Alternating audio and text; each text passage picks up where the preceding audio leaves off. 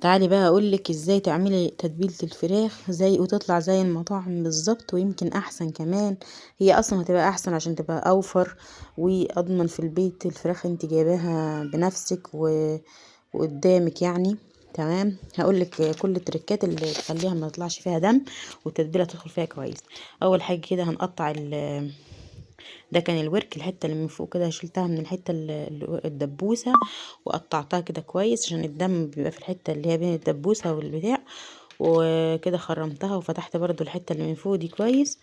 لازم تسيح كويس عشان الدم وعشان التتبيله كمان تدخل جواها وتشرب ايه التتبيله كويس كده يبقى طعمها حلو. وبعدين هندخل بقى على ايه، هنقطع بعد ما نخرم كويس. هنقطع الصدر هنقطعه حتت صغيره، لان الفرخه دي اللي انت شايفاها قدامك دي فرخه كبيره، فرخه 2.5 او 2 وربع. لكن الشوايه المفروض الاساسي بتاعها 1 كيلو وربع او 1 كيلو ونص عشان تبقى صغيره يعني وينفع الشوي فيها. لكن احنا مش بنغلب طبعا، عادي قطعناها قطع صغيره وخرمناها كويس وحشنا المفاصل عشان الدم. اهم حاجه المفاصل دي اللي بين الورك مثلا والدبوسه والجناح لازم ايه تفتحها كويس عشان الدم.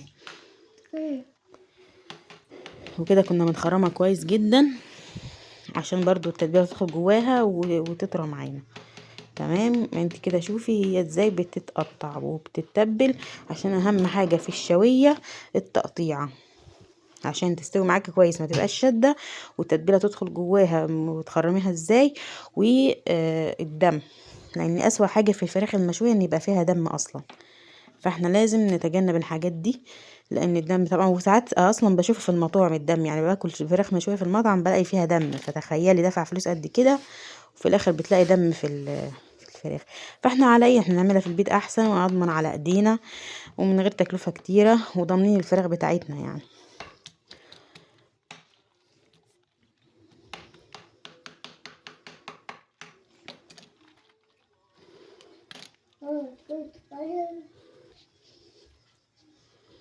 كده طبعا انا بوريكم ازاي انا حشت المفصل. وبعدين هعمل لها محلول نقع.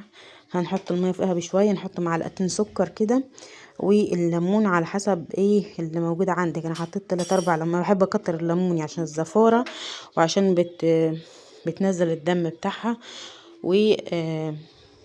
وبتخليها طريه كده وناعمه معايا. وكمان حطيت خل، يعتبر معلقتين خل كده.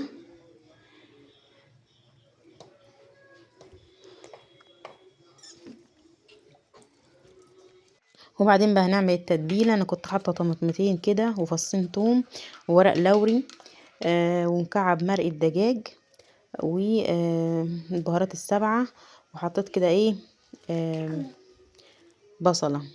تمام، قطعت بصلة وحطيتها. وبعدين هحط بقى التوابل بتاعتنا، توم باودر، بصل باودر، بابريكا، وبتحطي توابل فراخ زي ما انه مرق الدجاج وقرفة، وبتديها ريحة وطعم تحفة يعني الصراحة.